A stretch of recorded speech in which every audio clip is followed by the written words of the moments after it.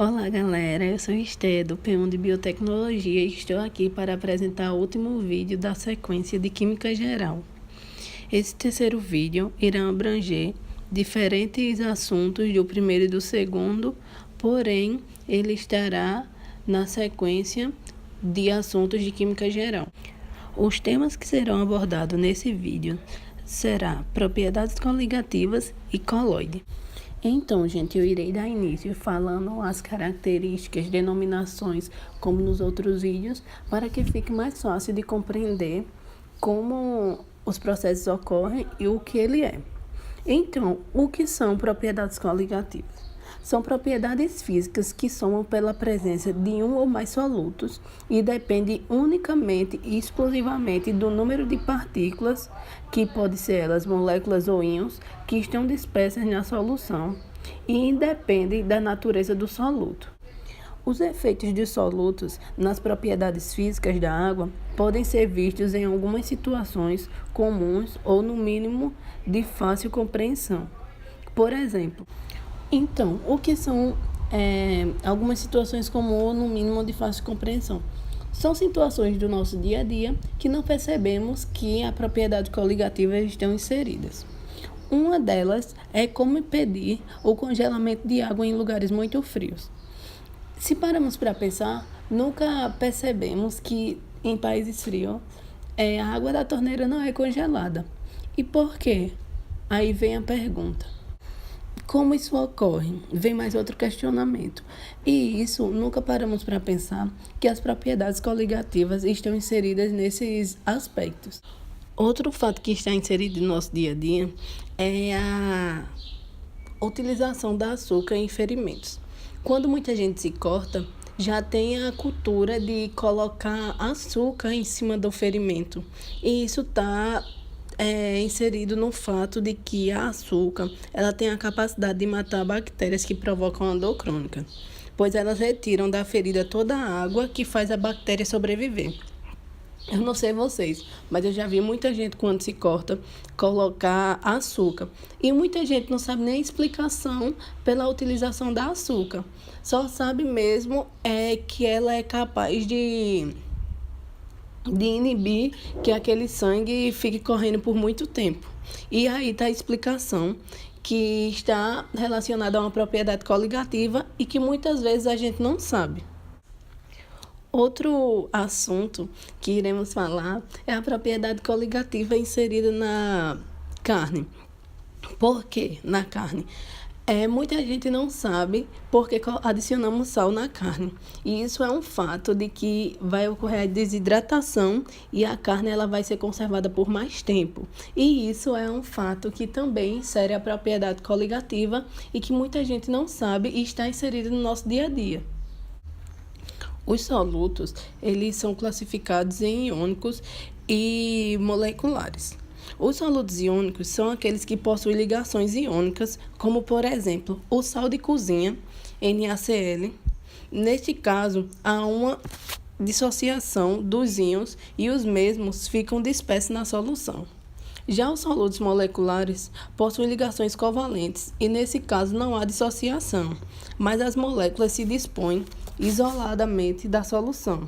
Um exemplo da solução molecular é o açúcar, a sacarose, C12H22O11.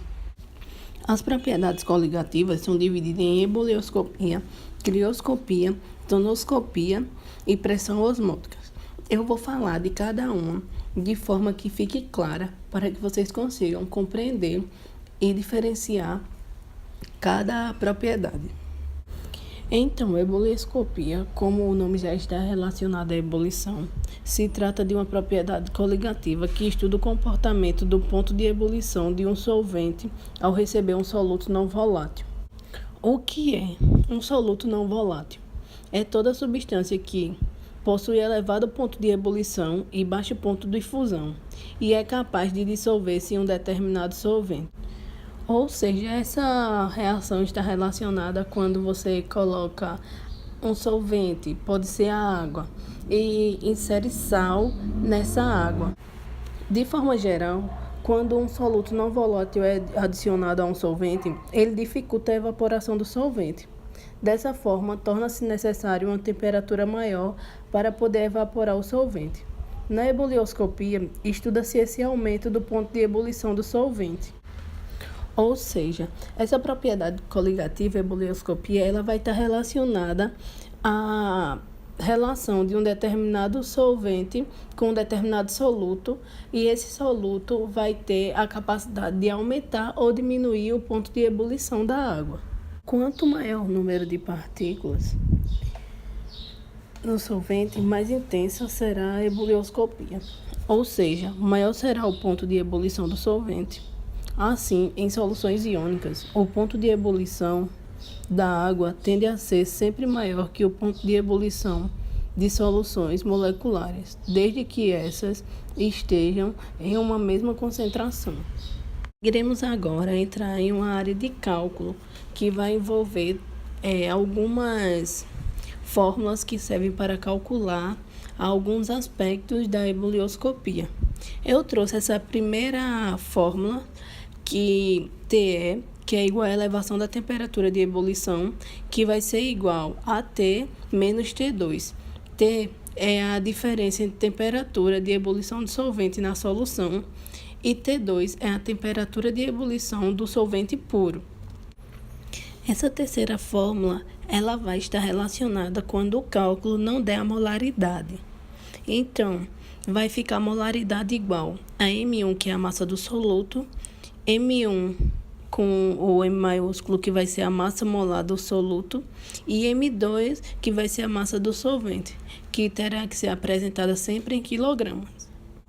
Já essa quarta fórmula, ela vai estar relacionada quando você precisar calcular a constante de ebulioscopia, que a fórmula vai ser constante de ebulioscopia igual a R, que é a constante geral dos gases, T2 sobre 1000 vezes LV, que é o calor latente da vaporização.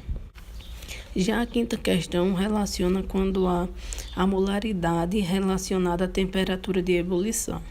Já, por fim, a sexta fórmula está relacionada quando há a presença de um composto iônico. Então, iremos falar agora sobre tonoscopia, que também é outra propriedade coligativa e que pode ser chamada de tonometria. Ela consiste no abaixamento da pressão máxima de vapor de um solvente, sendo o soluto responsável por esse abaixamento. Vale lembrar que a pressão máxima de vapor de um solvente está relacionado ao soluto. Também vale lembrar que a pressão máxima de vapor ocorre quando as velocidades de condensação e evaporação se tornam iguais e atinge um equilíbrio dinâmico. Um exemplo disso está mostrado na imagem, onde um composto só possui solvente e o outro composto possui soluto e solvente. Como podemos ver, tem uma seta mostrando que as moléculas do soluto estão na superfície e o processo de vapor está sendo menor.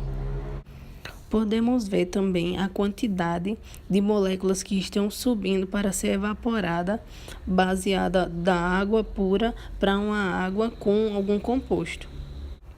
Então, entrando para cálculos também da tonoscopia, uma fórmula que é apresentada para os cálculos, a mais conhecida, é P2 menos P, onde P vai ser igual à pressão de vapor da solução e P2 a pressão de vapor do solvente. E essa fórmula serve para calcular a variação de pressão. Outra propriedade coligativa é a crioscopia. No início do vídeo eu falei de alguns fatos que ocorrem no nosso cotidiano e que passam despercebido da gente. E uma delas foi porque as águas da torneira de países frios não se congelam. E eu deixei duas perguntas sem que fossem respondidas. E ela vai ser explicada através dessa propriedade coligativa conhecida como crioscopia. Esse fenômeno também pode ser chamado de criometria e é a razão pela qual consegue-se evitar o congelamento da água dos radiadores nos países muito frios. As pessoas adicionam à água dos radiadores aditivos especiais que elevam o ponto de ebulição da água e também diminui o seu ponto de solidificação ou congelamento. E quanto maior for a concentração desse aditivo na água, menor será a temperatura de congelamento. Ou seja, a explicação para o não congelamento dessa água está relacionada a um aditivo especial que é colocada nela. A fórmula que permite calcular essa propriedade é a variação de temperatura de congelamento, que é igual à temperatura de congelamento do solvente menos temperatura do congelamento da solução. E, por fim, iremos falar da última propriedade coligativa, que está relacionada à pressão osmótica. Antes de falar de pressão osmótica, é necessário definir o que é osmose, que nada mais é a passagem do solvente da solução menos concentrada para a mais concentrada, através de uma membrana semipermeável. Ou seja, um solvente vai ter a capacidade de passar de um meio menos concentrado para o mais concentrado. Exemplifica-se a isso o feijão quando colocamos de molho. Quando o feijão é colocado de molho e passa algum tempinho, podemos perceber que alguns grãos incham. E isso é porque a pressão que deve ser exercida de um soluto, a fim de barrar ou dificultar a passagem desse solvente, ela começa a atuar. Então, gente, isso foi o primeiro assunto e iremos dar início ao próximo assunto. Então, o próximo assunto que iremos abordar é colóide. E nada melhor do que começar com a definição. Colóides são misturas heterogêneas de pelo menos duas fases diferentes, com a matéria de uma das fases na forma finamente dividida, sólido, líquido ou gasosa, denominada fase dispersa, misturada com a fase contínua, que é o sólido, líquido ou gás, denominada de meio dispersão. Nesse sistema, as partículas dispersas são significativamente menores que aquelas que podem ser percebidas a olho nu, porém bem maiores do que as moléculas individuais. Tais partículas coloidais, devido ao seu tamanho, as partículas coloidais são capazes de perpassar por filtros, mas não por uma membrana semipermeável. Elas são grandes o bastante para refletir e dispersar a luz, dispersão esta conhecida como efeito Tyndall. Um exemplo do que foi falado anteriormente são essas duas substâncias, onde a primeira substância amarela é uma solução e a segunda são colóides. Onde podemos ver que no colóide há uma dispersão de luz, que falamos anteriormente, que é o efeito Tyndall. Os colóides não sedimentam e, quando observados no ultramicroscópio iluminado lateralmente, apresentam diversos pontos de luz que se movem rapidamente em zigue-zague, movimento denominado de movimento browniano. De acordo com os tipos de partículas coloidal, os colóides podem ser classificados em aerosol, que é a dispersão de um sólido ou um líquido em um gás, como por exemplo, de aerosol pode-se citar a fumaça proveniente da queima de materiais e nevoeiro. Espuma, dispersão de um gás em um sólido em um líquido. A espuma líquida e o creme de leite batido, mais conhecido como chantilly, são exemplos de espuma. Emulsão, dispersão de um líquido em um sólido ou outro líquido. Os exemplos mais comuns desse tipo de colóide são o queijo, a manteiga e a maionese. O sol, dispersão de um sólido em um líquido. Exemplos: tintas e vidros coloridos. Gel, que é sólido de textura gelatinosa e elástico, formado por uma dispersão coloidal, em que o disperso apresenta-se no estado líquido e dispersante no estado sólido.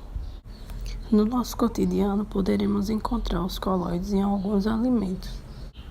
Em alguns alimentos presentes o colóide está a geleia de frutas, leites, temperos, sorvetes, além dos já citados como o chantilly.